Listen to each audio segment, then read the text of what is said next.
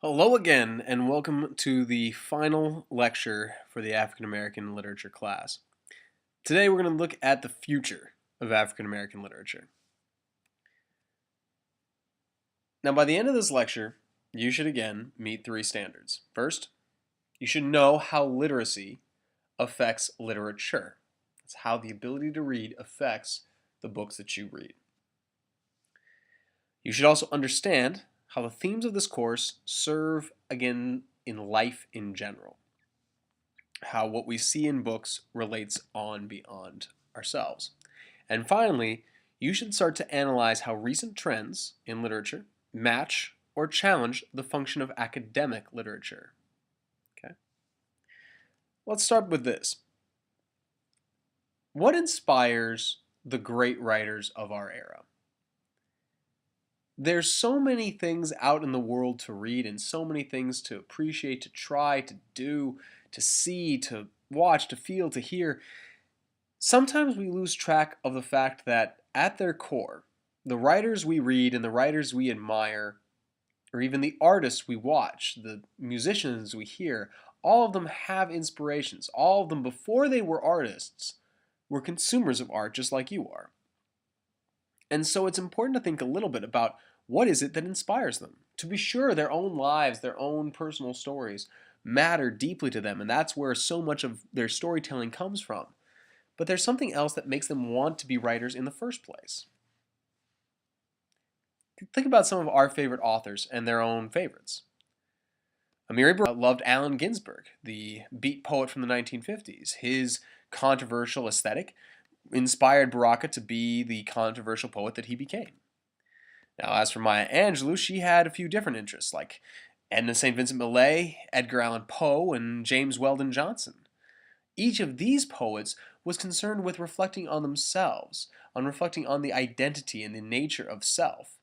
Poe's style we might know as being more creepy and different, but he was fundamentally challenged by himself, and the same is true of Edna St. Vincent Millay from the early part of the 20th century, and James Weldon Johnson, another writer from the Harlem Renaissance. Now, as for SuzanLori Parks of Top Dog Underdog, she loved the author James Baldwin and the playwright Tennessee Williams, both of whom dealt with people within the country and the conflict that they were dealing with themselves. They were famous for embedding themselves within the culture that they wrote about, in much the same way that SuzanLori Parks writes about an environment and a standard of style of speech that's unique to her. And Lorraine Hansberry loved Langston Hughes, W.E.B. Du Bois, and, shocker, naturally, Hughes and Du Bois, two speakers of an African-American identity and experience that meant so much to Hansberry. She was naturally drawn to them as well.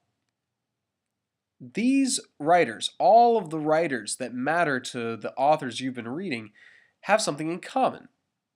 They're writers who are taught, by and large, in school.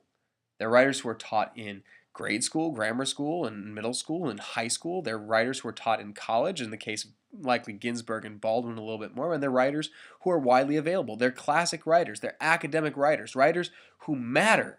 And the fact is that the great writers, the writers who stand out to us today, the writers who have stood out to us throughout time, have an education in these classic texts that pushes them to do what they do.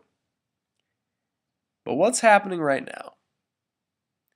Reading scores are declining for all children. And that's not just children in America, it's children around the world. It's not just white children, black children, brown children. All children are declining in their reading scores on standardized tests. They're also declining in the amount of hours they're reading. They're also declining in their overall opinion of reading as a natural pursuit, in their interest in reading, in the joy of reading. In all cases, reading is declining. It's particularly notable that 40% of African American 8th graders and 50% of African American 4th graders are rated as below basic in their reading standard scores across our country. That's well below the national averages. And in the state of Minnesota itself, 39% of 8th graders and 45% of 4th graders are rated as below basic. Now that's better than the national average. We have smarter and more capable students than the national average would indicate. But we also have a 26 and 25 point gap in each of those grade levels in terms of reading. 26 points separate the 8th grade scores from the 8th grade scores of African American students from the scores of white 8th grade students. And 25 points separate them in 4th grade. There's a divide, an achievement gap, which you've heard plenty about attending our school. But more than that, it's borne out in the amount that's read and the amount that's appreciated in literature. Now, there's much wider access to literature than there ever was before in terms of e-readers and electronic media, but there's some fundamental truths to bear in mind. There's a declining interest for students in reading for fun, from 53% down to 20% going from their 4th grade year to their 8th grade year. As time goes on, more and more students see reading as only the thing that you do in the library, or only the thing that you do to get the information you need to pass the class, to pass the test, to finish the essay, to turn that in, and move on with your life. And it's in and it's out of your head just as quickly. That declining interest in reading for fun means that we see a declining interest in reading for fun for parents as well. And less than half of families read to or with children, not just African American families, but all families across the board in America are declining in the level that they are reading to and with children. Those numbers are their worst for parents who are lower middle class and parents who did not go to college. That is the largest gap between adults who read and adults who don't, is that college and educational gap.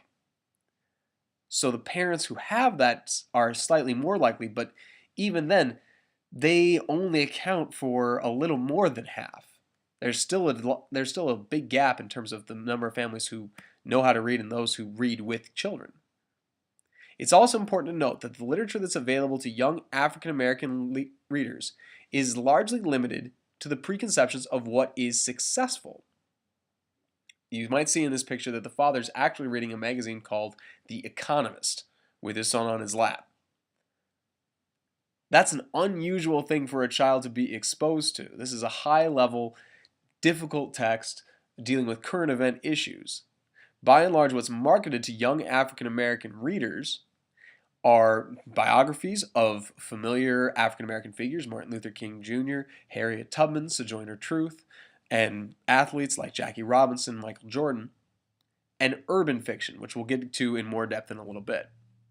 The important thing to note here in this whole section is that literacy matters a great deal to the writers that we've seen, but literacy matters relatively little to the current crop of students in America, both African American and white.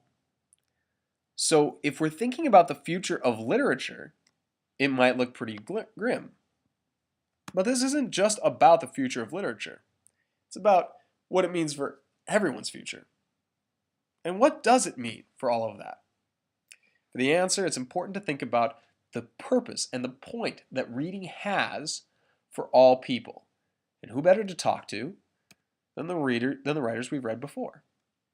Frederick Douglass said, of course, education is the pathway to freedom.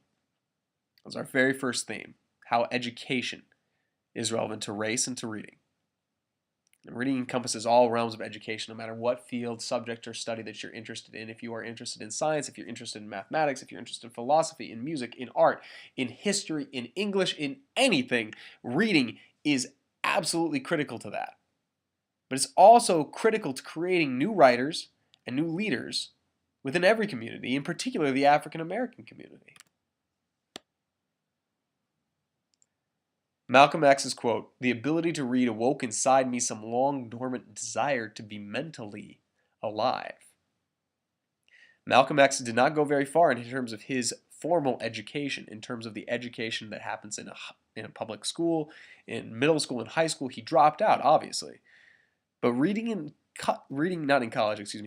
jail woke him up to the desire to be mentally alive, and it's integral to questioning authorities, traditions, and systems that have entrenched discrimination.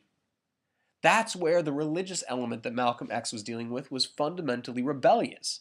That's where religion in all of its forms can be a rebellious form of challenging authorities. Christian faith drove many of the civil rights leaders, just as Malcolm X's Muslim faith drove him. But they had to read the text in order to understand them. They had to read the text in order to be alive and engaged in the process of rebelling themselves. SuzanLori Parks of Top Dog Underdog has a wonderful quote from a graduation speech she gave at Mount Holyoke, her alma mater. And she's suggesting, as you can see, that for every 30 minutes of TV you watch, you read one poem out loud. She goes on to talk about how for every book that you read, go to a mall. She talks about how this is a way to cross-pollinate ourselves, to cross-fertilize ourselves, to keep yourself interested in everything and not get stuck in your way. And the language that she uses shows this tremendously. The language she uses is not the language that's solely the purview of the college educated. It's the language that's available to everyone, that everyone can connect with, can understand, can relate to, can hear, can feel in them and around them at all times. Reading balances what is classical, what is historical, what is timeless, what you will get in your college education, what you have gotten thus far in your high school education, with what is present and immediate to yourself and to the world around you. You can see math every day. You can see formulas. You can calculate things in your head from tip to how fast you have to go on the highway in order to get to your next appointment. You can remember historical reference points. You can do all of those things. But if you really want to engage with the ideas, the challenges, the problems, the issues, the feelings and hopes and dreams and problems that have plagued humanity, and in some cases, your personal community for decades to centuries, reading is the way to do it. Just watching the film can help something. Spike Lee, Lee Daniels, as we showed before, these are valuable people to hear from, to see their point of view and their perspective. But for every movie you watch, read a short story. And you'll get a different sense of both what's right now and what was in the past. Lorraine Hansberry has a fantastic quote that I thought was relevant, particularly from Joseph Assegai in Raisin in the Sun. And that's the quote that I pulled in here. Excuse me.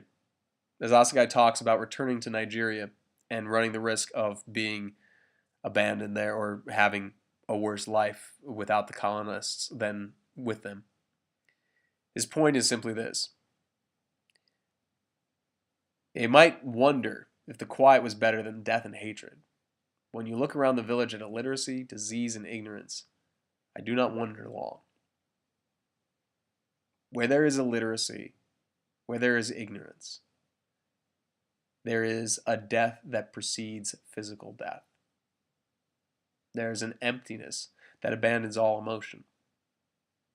Literacy is the only way to upset the social order of things, the patterns of the haves and the have-nots, both in terms of their empowerment and in terms of their wealth, in terms of their status in society, how they feel they can do things and how they feel they can be who they wish to be rather than who they need to be.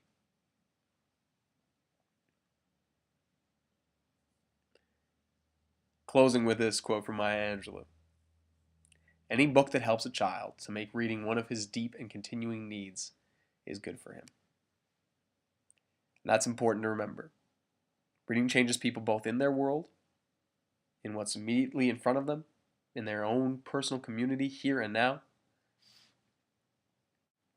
and in the world around them. It offers them the opportunity to alter the world around them by bringing what they read and what they see and what they come to feel, to know, to be driven and passionate about doing into the world around them, changing things, and being an individual who other people, who might not even have read the same lit works, other people will see them, understand them, and have a different sense of them. If you walk out of this room, out of this school as a reader, you will be fundamentally different. You will fundamentally challenge the views that other people have of you. Young people aren't supposed to read. You're supposed to be on your phones the whole dang day. Young people aren't supposed to read. You're supposed to be consumed completely with the new shoes you're going to buy and who's dating whom and what's on the Facebooks and the Twitters today. That's what you're supposed to be. White or black. If you're a reader, if you stand to say, this is who I am, if you take what you read and you use it in your life and say, I am a phenomenal woman phenomenally, I am America too. You break the stereotypical expectation of what a person's supposed to be in modern society. If you don't like it, read, change, and it will do something about it.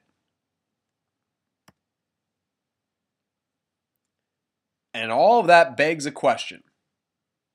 Can contemporary African American literature do what Maya Angelou says? She suggests that any book that makes a child need to read is a good book. But can any book challenge us, change us, motivate us to be different, motivate us to do something new and exciting and unusual? Can any book published today, do that? It's important at this point to know something that's going on in literature today. Younger readers have increasingly become the target market for books. They buy in greater surplus and greater number than the average adult. Last year, there was a record number of people who said that they had not read a book in the entire year. In 1978, it was 8%. Last year, it was 23%. And that's self-reported. So chances are people are actually making themselves sound a little bit better than they are. But young readers are the target because they won't just buy one book. They'll buy whole series. And what young readers are given, black and white, are science fiction, fantasy, adventure novels, like Divergent, the Divergent series from Veronica Roth. Or they're given what's called new adult literature. This is quasi-erotic stuff, sometimes with a supernatural edge. And in terms of African American readers, unlike white readers, while they're interested in both science fiction and fantasy, they're interested in new adult, they're also interested in what we might call urban fiction. This is literature that's also called ghetto literature. It's also called street literature. And it deals with the issues of a black urban population.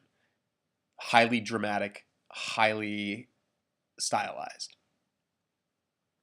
And again, all of these become series, become genres unto themselves that capture people. Those are the rising and increasingly popular genres. And they have a certain problem to them that I can see. Now, popular genres get kids reading, but as we've seen throughout time, popular genres do not keep people reading. They don't keep it going. You might be interested and involved and engaged in something at 1 minute, but that doesn't mean that it's giving you a lifelong passion for it. You have to branch out or expand your horizon. Popular genres improve reading scores generally. If you read on a large scale, on a regular basis, your scores in tests do improve. But popular genres, studies have shown, do not have the same life impact that a classical piece does. A meaningful, philosophical, classical piece of literature has a lasting impact on a person's mental abilities, has a lasting impact on their social engagement, has a lasting impact on their personality. Now, popular genres are broadly engaging to many people, involving lots of people into certain ideas and concepts, engagement, talking about books, sharing books together. Popular genres also use broad stereotypes for a broad audience. That means that the popularity is often based on what few people assume to be true rather than what we know to be true. And yet, I'm not convinced that I'm right about these things.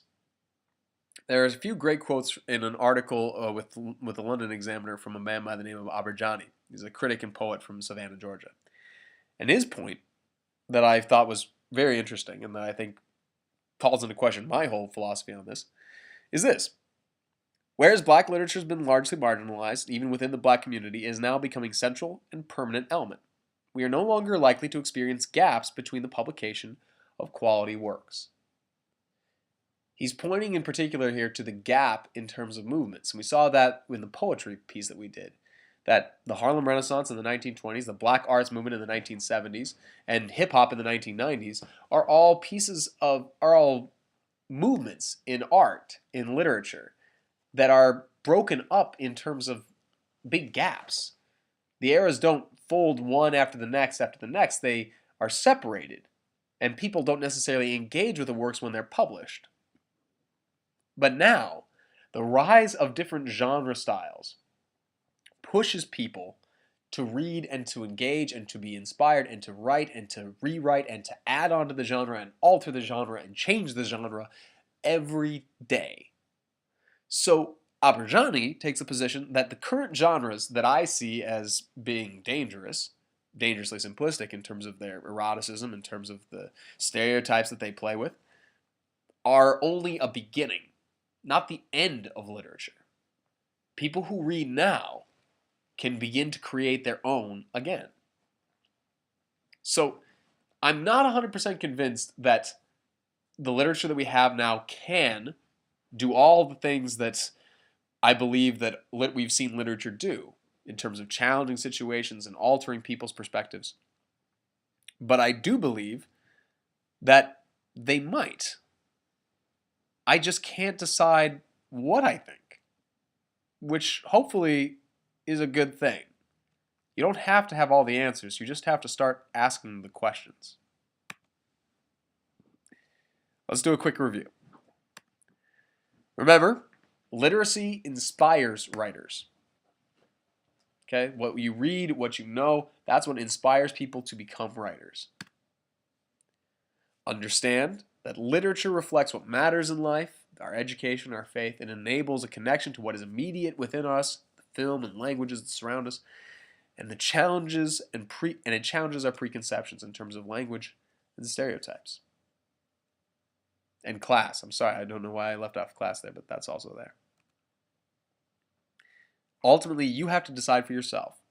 Can modern African American popular fiction do the same things that the books we've read, the classical academic texts that we've read, aim to do? I don't know. It's up to you. Thank you for watching. That's the end of all my lectures. Enjoy yourself.